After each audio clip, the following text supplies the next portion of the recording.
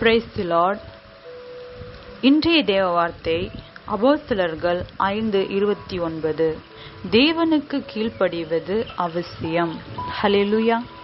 ஒரு மந்திரவாத குடும்பம் அவங்களுடைய பிழைப்பை மந்திரம் செய்வதுதான்.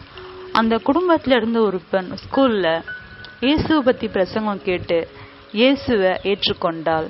வீட்டுக்குள்ள தகப்பனுக்கும் தன்னுடைய மகளுக்கும் ஒரே சண்டை.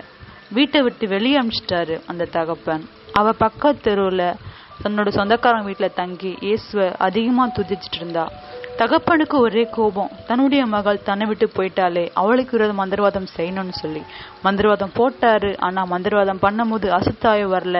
நம்முடைய தேவன் ஏசு கிறிஸ்து வந்து, என் பிள்ளைக்கு விரோதமா நீ மந்திரவாதம் பண்ணால் உனக்கு விரோதமாய் நான் வருவேன் என்று சொன்னார். அவ அந்த நாள்ல தேவனுக்கு கீழ்ப்படிந்தா. தேவன் அவங்க குடும்பத்தையே ஆசீர்வதித்தார்.